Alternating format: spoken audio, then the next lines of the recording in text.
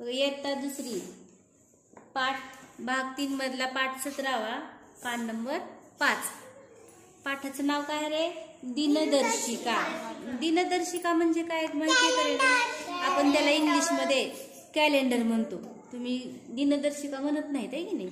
आपण बरेच शब्द काय करतो इंग्रजीतले वापरतो.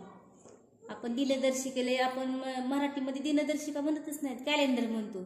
जसं आपण या टेबलला टेबल म्हणतो. हा टेबल हा इंग्रजी शब्द आहे, त्याला मेज म्हणतात मराठीमध्ये.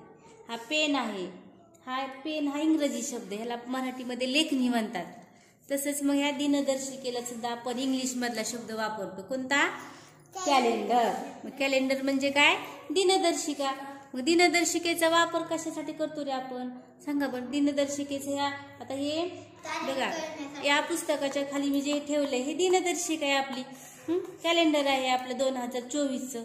या कॅलेंडरचा दिनदर्शिकेचा वापर आपण कशासाठी करतो सांगा बरं? हा, तारीख पाहण्यासाठी. आणखी हा म्हणजे त्या महिन्यामध्ये कोणकोणते सण आहेत, बरोबर आहे? कोणत्या हा पुन्हा कोणकोणता म्हणजे कोणत्या वाराला कोणता सण आहे, कोणत्या महिन्यामध्ये कोणते सण येतात, किंवा दिनविशेष आपण जे शाळेमध्ये दिनविशेष साजरे करतो, नेत्यांच्या जयंत्या साजऱ्या करतो, पुण्यतिथी साजरी करतो, ते ह्या दिनदर्शिकेमध्ये असतं ठीक आहे. कोणत्या महिन्यामध्ये कोणत्या नेत्यांची जयंती आहे, कोणत्या महिन्यात पुण्यतिथी आहे, हे आपल्याला कुठं पाहता कळतं? त्या कॅलेंडरमध्ये दिनदर्शिकेमध्ये आपण पाहत असतो. किंवा शाळेला सुट्टी कोणत्या सणाला आहे हे तुम्हाला लाल तारखेवरून कळते की नाही? किंवा त्या महिन्यामध्ये रविवार किती आहेत, सोमवार किती आलेत, मंगळवार किती आलेत, हे आपल्याला दिनदर्शिकेवरून कळतं. तर आपल्याला या पाठामध्ये दिनदर्शिका ची माहिती सांगितलेली आहे. बघा, या पाठामध्ये आपल्याला काय केले? दिनू, रहीम, मुमताज, रंजना, हेमांगी, अर्चना यांचा संवाद दिलेला आहे. संवाद म्हणजे काय? आपण एकमेकांमध्ये जे बोलतो त्याला म्हणायचं संवाद. बघा, मग दिनू काय म्हणतो बघा, मित्रांनो, ऑगस्ट महिन्यात आपला स्वातंत्र्य दिन साजरा झाला. शाळेत झेंडावंदन झाले, प्रभात फेरी निघाली, भाषणे झाली, मुलांना खाऊ दिला. आता 26 जानेवारीला आपल्या शाळेत प्रजासत्ताक दिन साजरा होईल. तर आपल्या शाळेमध्ये ऑगस्ट महिन्यामध्ये 15 ऑगस्ट म्हणजे आपल्या भारताचा स्वातंत्र्य दिन साजरा केला होता का? तर मग स्वातंत्र्य दिनाला काय केलं होतं आपण? शाळेमध्ये झेंडावंदन केलं होतं, प्रभात फेरी निघाली, तुमची भाषणं झाली, मुलांना खाऊ वाटला. आणि मग आता 15 ऑगस्ट झालं की आता जानेवारी महिन्यामध्ये 26 जानेवारीला प्रजासत्ताक दिन असतो. कोणता दिन असतो? प्रजासत्ताक दिन. आता जानेवारी महिना पुढे आलाय, पुढच्या महिन्यातच आहे ठीक आहे. मग त्या दिवशी सुद्धा आपल्याला 26 जानेवारीला झेंडावंदन करायचं असते. आणि त्या 26 जानेवारीला काय म्हणायचं? प्रजासत्ताक दिन. आणि 15 ऑगस्टच्या स्वातंत्र्याला काय म्हणायचं? झेंडावंदनला स्वातंत्र्य दिन म्हणायचं. आणि 26 जानेवारीच्या झेंडावंदनला प्रजासत्ताक दिन म्हणायचं. लक्षात ठेवायचं. बघा, मग रहीम काय म्हणतो बघा, दिनू तुला कसे रे कळते? कोणत्या दिवशी काय साजरे होणार आहे, कोणत्या दिवशी सुट्टी आहे? मग तो दिनू तिला आश्चर्याने रहीम काय करायला लागला? दिनूला विचारायला लागले आश्चर्यानं, दिनू तुला कसं हे सगळं कळतं? कोणत्या दिवशी काय साजरं होणार आहे, कोणत्या दिवशी सुट्टी आहे, तुला कसं कळतं? मग दिनू काय म्हणायला लागलाय बघा, त्यात काय एवढे? अरे घरी दिनदर्शिका असते ना, त्यात सर्व माहिती दिलेली असते. बघा, मग दिनू सांगायला लागला त्या रहीमला, अरे त्यात एवढं काय अवघड आहे? आपल्या प्रत्येकाच्या घरी दिनदर्शिका असते, कॅलेंडर असतं, आणि मग त्या कॅलेंडरमध्ये ही सर्व माहिती सांगितलेली असते.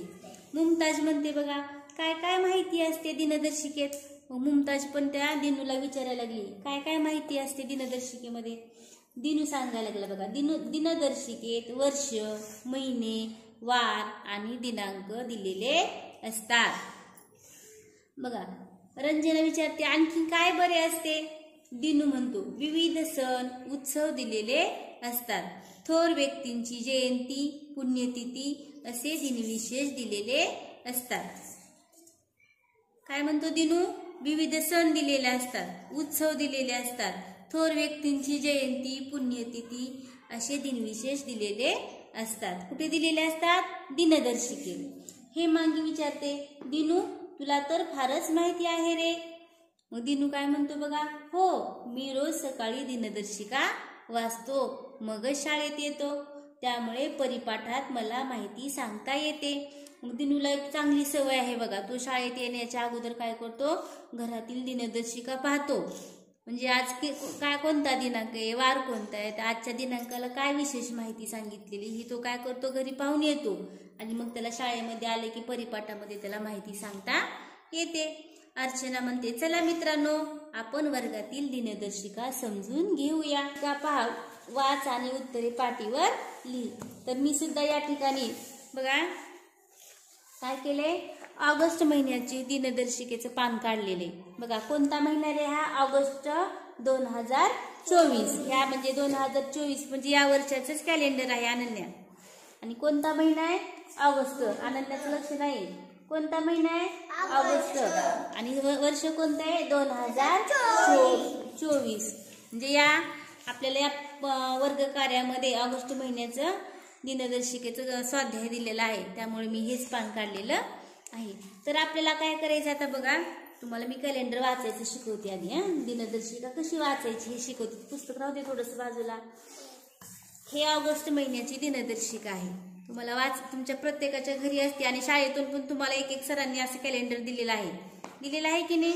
मग त्याचा आपण वापर कसा करायचा, का नुसती फक्त सुट्टीच पाहिजे कॅलेंडरवर, लाल तारीखच पाहिजे का, तर नाही. तर बघा हे आहे ऑगस्ट महिन्याची दिनदर्शिका, कॅलेंडरचं ऑगस्ट महिन्याचं पान. आता यामध्ये आपल्याला पहिल्यांदा प्रश्न काय विचारलाय बघा, ऑगस्ट महिन्याचे एकूण दिवस. आता बघा 1 ऑगस्ट महिना इथून 1 तारखेला सुरू झालाय, गुरुवारी. किती दिवस आहेत रे एकूण बघा वर सगळे, 31 दिवस आहे. किती दिवस आहेत मग ऑगस्ट महिन्याचे, 31 दिवस आहेत. आपण पाठीमागं पण पाहिलं होतं कोणत्या महिन्याचे किती दिवस असतात ते पाहिलं होते की नाही. तर ऑगस्ट महिन्याचे एकूण किती दिवस असतात, 31. दरवर्षी ऑगस्ट महिन्याचे 31 दिवसच असतात, लक्षात ठेवायचं. किती दिवस असतात, 31 दिवस असतात. आता पुढचा प्रश्न बघा, ऑगस्ट महिन्यात आलेले एकूण रविवार. आता बघा हे र, सो, मं, बु, गु, शु, श म्हणजे काय रे, र म्हणजे रविवार, सो म्हणजे सोमवार, मंग म्हणजे मंगळवार, बु म्हणजे बुधवार, गु म्हणजे गुरुवार, शु म्हणजे शुक्रवार, श म्हणजे शनिवार. मग काय प्रश्न विचारले आपल्याला, ऑगस्ट महिन्यात आलेले एकूण रविवार. मग किती रविवार आलेत बघा, मोजा बघ. या रच्या पुढे किती तारखा आहेत रे, 1 2 3 4. मग ऑगस्ट महिन्यात किती रविवार आलेत, 4. बघा तुमच्या पण पुस्तकावर लिहा, पुन्हा तुम्हाला घरी गेल्यानंतर काय करायचंय, ते सोडवून आणायचे वहीमध्ये तुमच्या. ऑगस्ट महिन्याचे एकूण दिवस 31 आणि ऑगस्ट महिन्यात आलेले एकूण वार किती, 4. एकूण रविवार 4. समजलं. आता बघा ऑगस्ट महिन्यात 5 वेळा आलेले वार शोधायचे. तर आपल्याला काय करायचंय, 5 वेळा आलेले वार.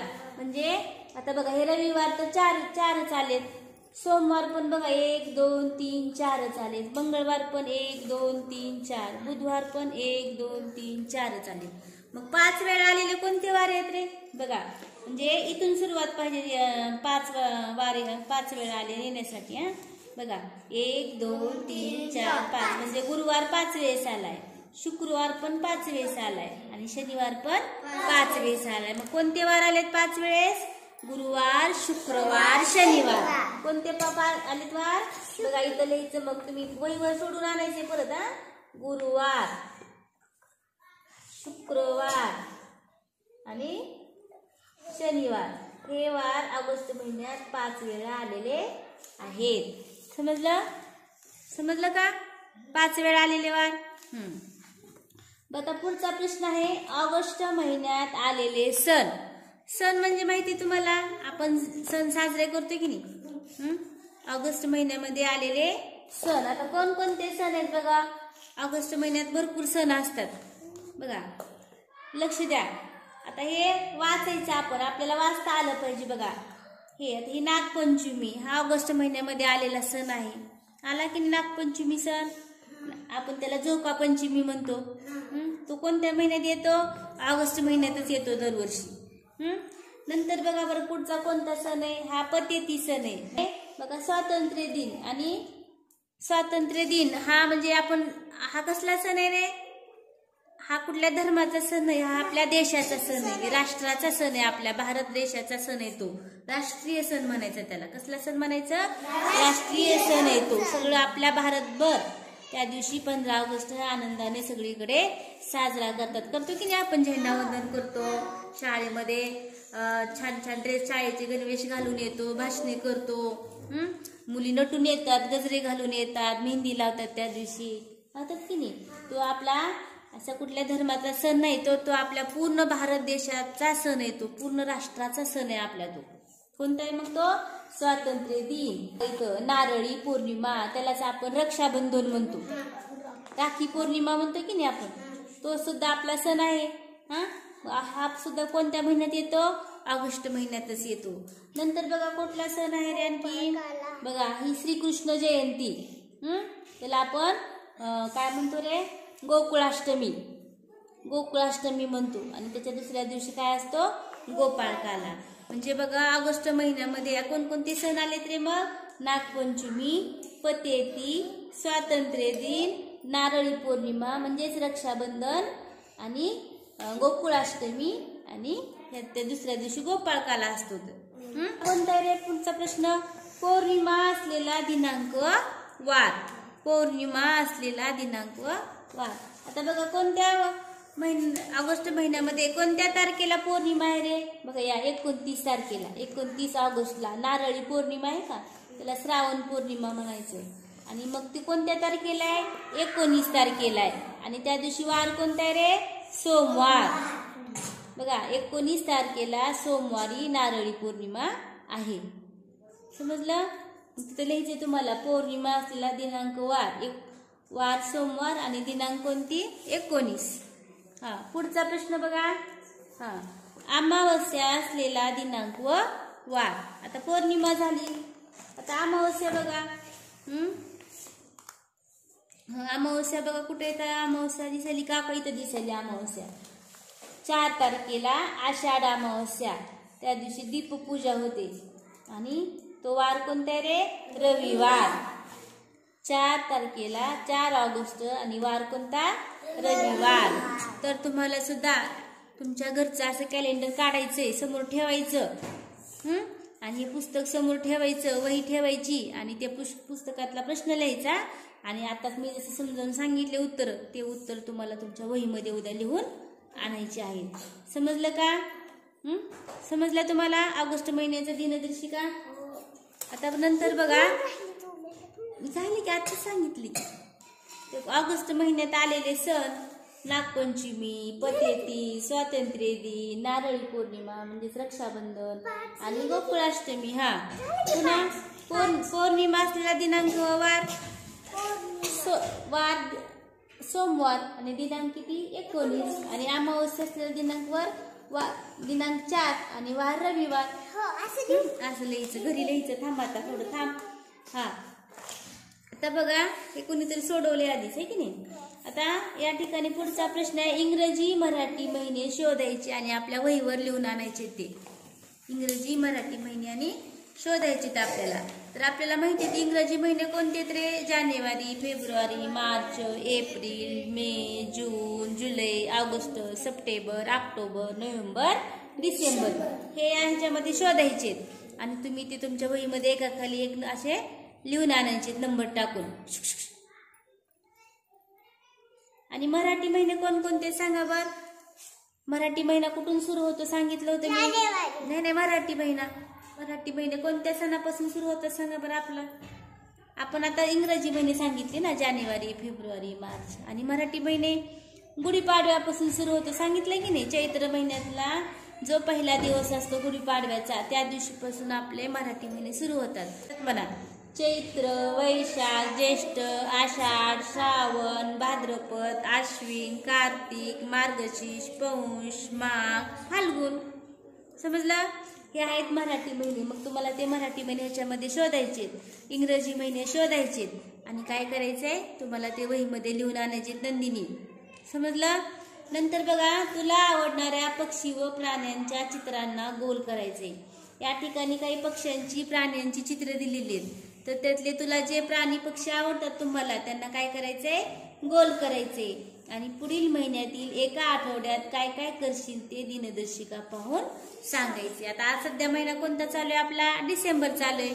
तर जानेवारी महिन्यामध्ये तू काय काय करशील ते दिनदर्शिका पाहून तुम्ही मला उद्या सांगायचं. समजलं? घरी पाहून यायचं आधी आणि मग उत्तर मला सांगायचं वर्गामध्ये. समजले का तुम्हाला ही दिनदर्शिका? सगळ्यांना कशी वाचन करायची समजली? आता बघा आणखीन एक सांगते, या ठिकाणी मी दिलेलं नाही तरी पण मी सांगते तुम्हाला. आता या ऑगस्ट महिन्यामध्ये दिनदर्शिकेमध्ये लक्ष द्या. आपल्याला दिनदर्शिकेचा फक्त उपयोग दिनांक, वार आणि सण पाहण्यासाठी होतो असं नाही. तर मग सांगितलं होतं नेत्यांची पुण्यतिथी, जयंती हे आपल्याला दिनदर्शिकेमध्ये लक्षात मिळते, दिनदर्शिकेमध्ये पाहायला मिळते. आता बघा या ठिकाणी 1 तारीख 1 ऑगस्ट मध्ये लोकमान्य बाळ गंगाधर टिळक यांची पुण्यतिथी आहे आणि त्याच दिवशी अण्णाभाऊ साठेंची जयंती. म्हणजे आपल्याला कुठं कळालं रे? हे दिनदर्शिकेत कळालं. जर तुम्ही दररोज शाळेत येताना दिनदर्शिका पाहून आलात तर तुम्हाला सुद्धा सांगता येईल की आज कोणाची जयंती आहे किंवा कोणाची पुण्यतिथी आहे किंवा आज का दिन विशेष कोणता आहे ते तुम्हाला जर तुम्ही दिनदर्शिका पाहून आलात तर तुमच्या लक्षात येईल. आणि सारखं सारखं जर तुम्ही त्याचं वाचन केलं म्हणजे तुम्ही दररोज दिनदर्शिका पाहिलात, दररोज म्हणजे कायमच पाहायचं कधी पण, तर तुम्हाला काय होईल थोड्या दिवसानंतर हे आपोआप लक्षात राहील की 1 ऑगस्टला लोकमान्य बाळ गंगाधर टिळक यांची पुण्यतिथी असते आणि अण्णाभाऊ साठे यांची जयंती असते. हे तुम्हाला लक्षात राहील. हे झाले ऑगस्ट महिना. आता सध्या आपला कोणता महिना चालू आहे रे? डिसेंबर महिना चालू आहे, बरोबर आहे. तर बघा हे डिसेंबर महिन्याची दिनदर्शिकेचं पान. बघा आज किती तारीख आहे रे? 2 डिसेंबर आहे. काल 1 डिसेंबर होती. काल बघा तर या ठिकाणी कॅलेंडर मध्ये दिलं नाही, तर काल जागतिक एड्स दिन होता. या ठिकाणी दिलं नाही. तर नंतर बघा या डिसेंबर महिन्यामध्ये काय आहे रे? बघा 6 डिसेंबरला भारतरत्न डॉक्टर आंबेडकर यांचा महापरिनिर्वाण दिन आहे. 6 डिसेंबरला आता जवळ आलाय 2-4 दिवसामध्ये, आहे की नाही. परत काय रे बघा आणखीन आपला सण कुठले? बघा 14 तारखेला दत्त जयंती आहे.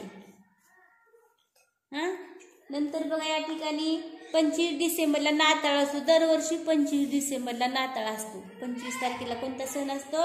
नाताळ सण असतो. हे आपल्याला कधी कळतं? ज्यावेळेस आपण कॅलेंडर पाहू. फक्त लाल तारीख दिसली की मॅडम आज सुट्टी आहे का असं म्हणायचं नसतं. तर ती का सुट्टी आहे, कशासाठी सुट्टी आहे हे सुद्धा तुम्हाला सांगता आलं पाहिजे, बरोबर आहे की नाही. तर मॅडम कॅलेंडरमध्ये लाल तारीख आहे, उद्या सुट्टी आहे का तेवढं विचारतात तुम्ही, पण का सुट्टी आहे मॅडम, उद्या कोणता सण आहे ते पण सांगता आलं पाहिजे, बरोबर आहे की नाही. तर बघा या डिसेंबर महिन्यामध्ये 5 रविवार आले. किती रविवार आले? 5 सोमवार आलेत, 5 मंगळवार आलेत आणि बुधवार, गुरुवार, शुक्रवार, शनिवार हे 4 आलेत. समजलं? समजले का तुम्हाला? काय दिनदर्शिका कशी वाचायची ती?